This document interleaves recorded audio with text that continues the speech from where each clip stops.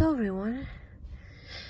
Today we're looking at the 2021 Nissan Versa SV. So you can see this is in fact our rental car. Wow, the Jet is in the shop again. I know. It's been in the shop many times. And you know how it is. Older cars go in the shops a lot. So I have to say, this is an okay rental. It's not the worst car we've ever rented, but it's definitely not the best.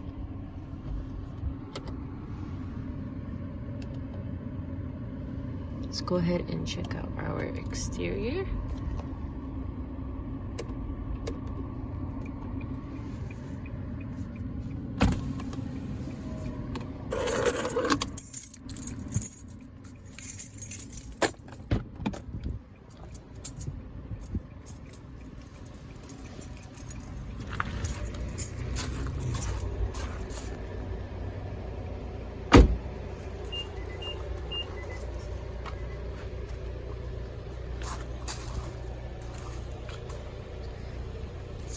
Nice thing about the Versa SV is that you get your LED turn signal indicators on the mirror cap, Here are your 17-inch alloy wheels.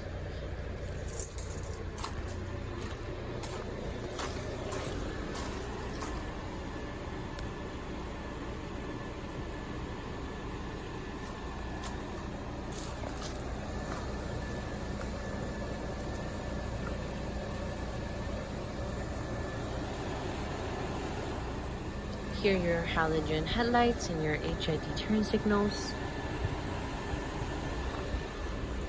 I mean, this is the redesigned Versa. Nissan redesigned this in 2020, which was last year.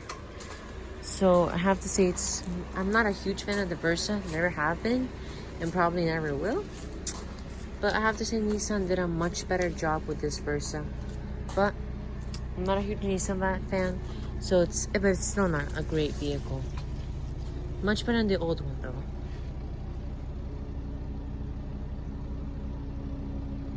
As you can see, here in the back it's all halogen.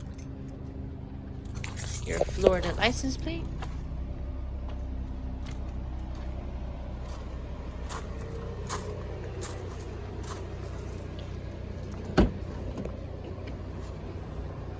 Cheap plastic here. Saw a little bit of cloth. As you can see, this have a charcoal cloth with white interior. I think this charcoal and white look made the seats look a lot nicer and not just flat black charcoal cloth. Like in our Nissan Sentra rental, it was flat black charcoal cloth, but in this car, it's two colors, which makes interior look much nicer, especially on a lower priced vehicle like this one, especially since this vehicle's not very exciting. This just makes the vehicle look more sporty. So as you can see, here are your gauges. You have your digital RPMs right here and your analog speedometer. So you can see, you have your 3-spoke vinyl wrap steering wheel. It is a flat bottom steering wheel. Very wimpy horn, but it's actually pretty loud.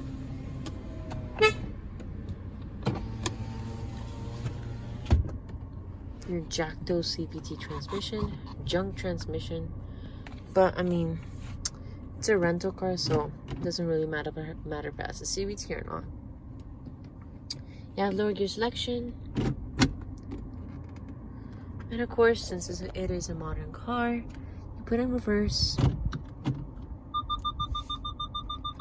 This comes equipped with a backup camera with your trajectory lines that determine when you turn the steering wheel.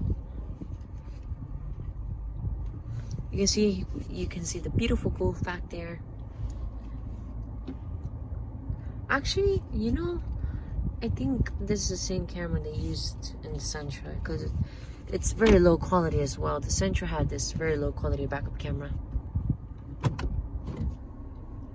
And you have your stereo mounted controls right here to interact with your screen right here in the middle and your infotainment system.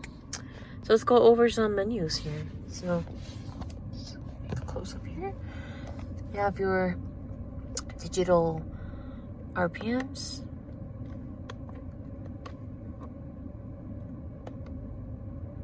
You can switch with you can put source. You also have your economy. We've been getting 32 miles a gallon.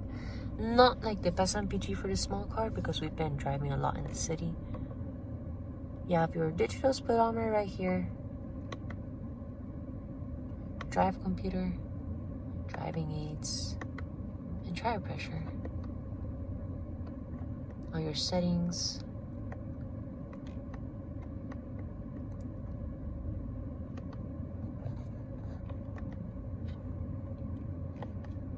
Fuel economy history.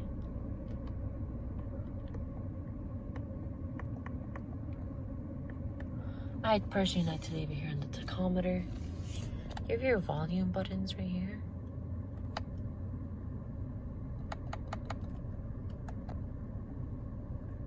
Let's get out of here. There we go. You have your media button. So let me go to audio. Let's go to FM. And you can see I'm using the buttons on the steering wheel, these buttons right here, to switch between all the radio stations. And so you have more buttons right here, your cruise control buttons right here. Turn on cruise control, you can see you can set it. And you have your voice commands. Please say or select a command. FM radio. Playing FM. Okay, I guess Nissan's voice command is pretty responsive. You have your phone right here, all your phone presets, your quick dial phone, all this, and it's all for the steering wheel mounted controls. Let's go ahead and hop on over here. So you can see you have your two air vents that are pretty small. You have your hazards button, your no smoking sign sticker, typical on rental cars. And you can see right here you have your screen right here. It is rather small, but remember this is a very cheap car. You have your menu, you have phone, you have your night and day mode, and you have audio down here. Okay, wait, there we go. Okay, so there's a couple things here in audio. So you have AM, of course, FM, Sirius XM, which is nice to have, Bluetooth audio, your USB. The camera you can turn on and off predictive course lines. So let me put in reverse. So right now I have predictive course lines on. You can see these are the little lines that are pointing towards the Gulf. Right, so now I'm gonna put it back in park, and I'm gonna turn off predictive course lines. You know, reverse. You can see you have only these lines, but you don't have the orange lines that you had before. But I would like to have it on. Or you could also do this. You can see your space settings right here. You can control the brightness, the contrast, the color, everything here to your own liking. You have your back button, of course. And this button could be used to go through the menus of the infotainment system. The previous renters,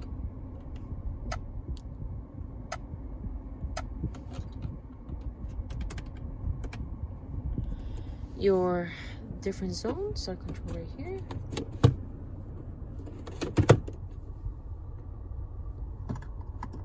And of course, we have single zone climate control.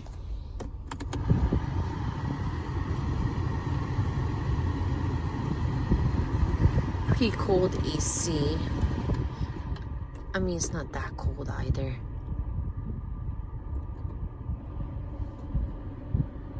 It's not the coldest AC, but it's pretty good. You have your rear defrosts. And then down here you have USB, your aux jack, and your 12-volt power outlets. You have a copy space right here to store your phone, your engine start stop button. As I mentioned earlier in the video, your CVT transmission, your this gear shifter. I believe they use this gear shifter in some models, but I remember that our Sentra also had this gear shifter. So you have your very cheapo plasticky handbrake. I'm not saying that the handbrake's cheap, I'm just saying that the design's pretty cheap. It's vinyl wrapped, and this is black plastic. You have like this cutout here. I'm not sure if it's really that usable, but I just put the keys here. Or you could also put the keys over here. You have your 2 cup holders and your complimentary cloak swipes that Enterprise gives you. You have 2 USB ports right here, which is nice to have. These cloth seats are pretty firm. They're on the firm side, you can see. They barely have any padding. Very firm seats. I wish they would have made them a lot softer. You have your very small glove box. And I have to say, the materials on the dash are not very nice. I mean, I expect it here. Who cares about here, you know? It's all hard plastic. Doesn't really matter.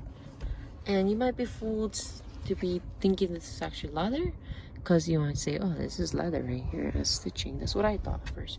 But no, it's not leather, it's plastic that looks like leather. Like, you touch it, it's plastic. But who cares? Nobody touches that. Anyways, I am concerned though here. You should have made this a lot softer, because this is where you put your arm.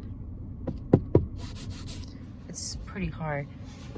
You have your hood release and your gas flap release, as well as your trunk release on here. That's all for the main cabin on this very basic verse. So let's go ahead and check out the rear seats.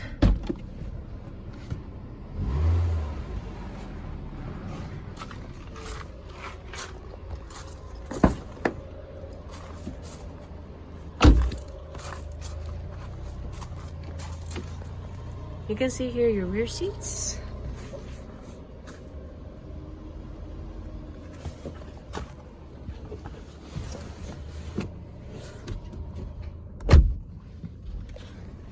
Lock the vehicle.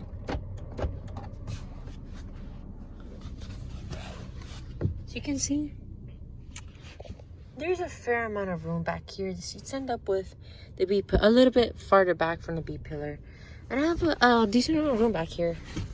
I can fit pretty comfortably. The seats are very stiff back here. That's a huge complaint I have about this vehicle.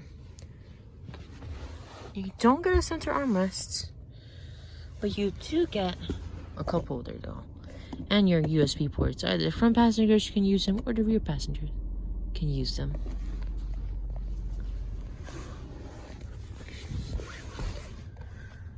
You have your lighting controls right here. Typical Nissan quality and typical rental car quality, but it stays on.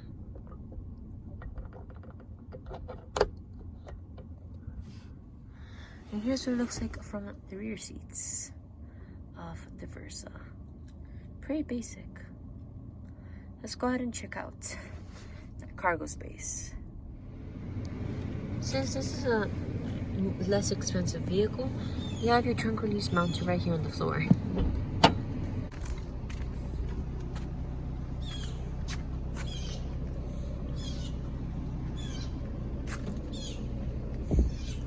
So as you can see, of course, this is a subcompact car, so you're not gonna have the most amount of room in the back. But as you can see, the room back here actually isn't that bad. For my preference, it is actually really small. But I mean, you can still fit a lot of things and a lot of small items back here, but you can't really fit that much. A lot of small stuff, but not like huge things either.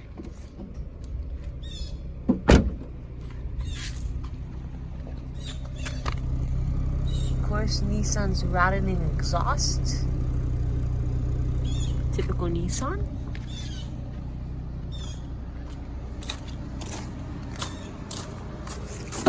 And your fuel cap is right here.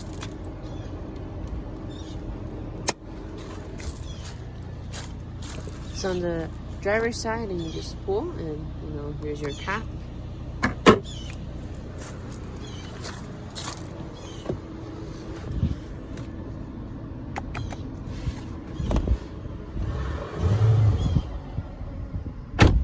The 1.6 liter is very slow. I wish I would have put a larger engine in this car with more horsepower.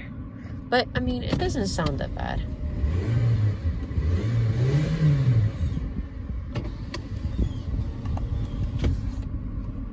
So anyways, let's go ahead and shut it down.